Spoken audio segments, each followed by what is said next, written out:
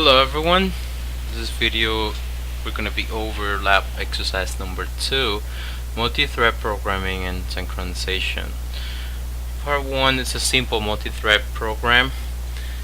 What we have here is a common variable that all threads are gonna be accessing and increasing.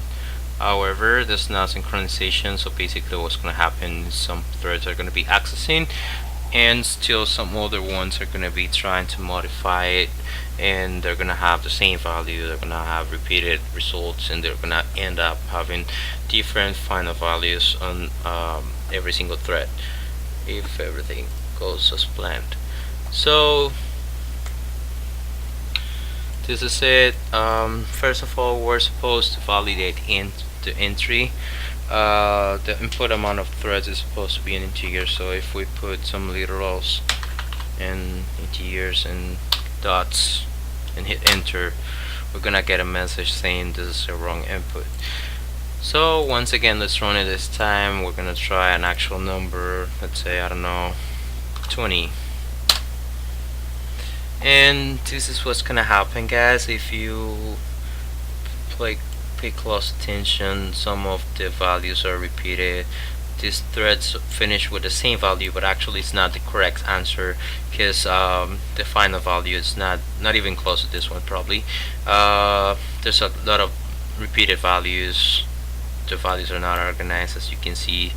Yeah, this is total chaos, but that's what happened without synchronization, and we got the point. Next, we have another one.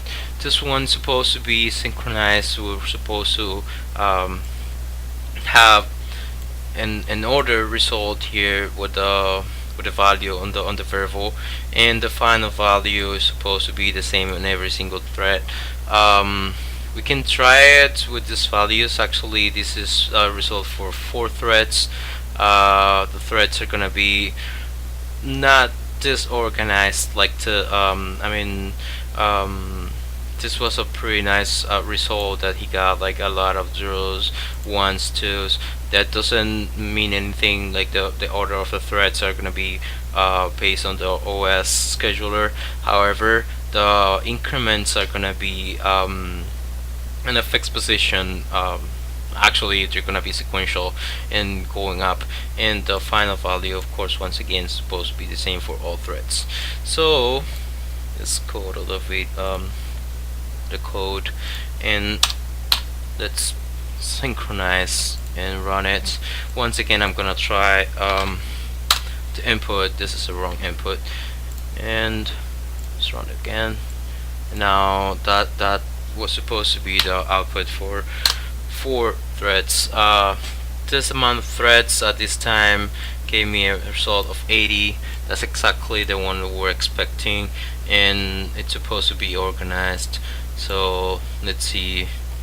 This is, you can play it slower if you want, but this is organized, and like as you can see, the order of the threads is not always going to be the same. Actually, if I run it again, probably I will get a different output on the thread side.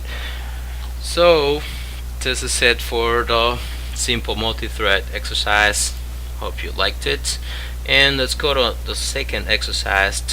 Exercise number 2 is gonna be about the office hours of a professor. The functions were given, and so it was given a sample case here, sample output. Basically, this exercise, it's about a professor's office hours with some students coming.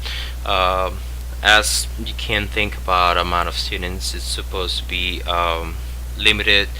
On this case, we have a max of students of 20, and the amount of students at the same time at the office is supposed to be 5.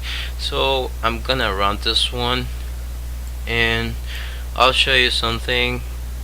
Basically, the order of the students coming in is not that important. What is important here is the student that asks a question, the professor will answer before anybody else is asking a question or getting an answer.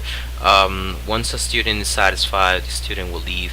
for example, student 0 was supposed to ask just one question, because the amount of questions the student was asking was the ID of a student model 4 and then plus 1. So 0 model 4 is 0 plus 1 is 1. So yeah, number 0 just asked this question and he left. After he left, number 5 started, and so on and so forth. The other thing we need to take into consideration is no more 5 students should be at the office at the same time. You can replay the video and take a look at it, do your math, because it's kind of hard to say right now. On the other side, we have a sample case here, and I'm gonna run it. It's assuming 3 students in a room of capacity of 2. So let's say it's 2 people at a time, and there are 3 students. Let's close this one and let's see what happens. Basically, it's most of the same. In this case, I got it pretty organized because I've tried this case before. For some reason, I don't know how, but it does matter. You can see we have a similar result. As I said, this is threads. The order is not gonna be something you're gonna have the option to fix or something. This is the result. The students are gonna be getting into the office. They'll take times to ask their questions and so forth. Once again, the exercise said that the capacity of the office can be set to an example of 8 in 100 students on a day. I'm not pretty sure that's gonna happen, but here you have, there's no segmentation fault, and this is the result I got. Once again, if I run it probably a second time, the result can be different. The only thing is the amount of students at the office at a given time should be exactly 8, and there should be only 100 students. So if we go to the last student, it's not like that easy to find, but it should be a student 99 here, this guy, and no one else should have number 100. If you can find it, leave it in the comments. And this is it, guys. Thanks for watching, thanks for your time, and you have a good night.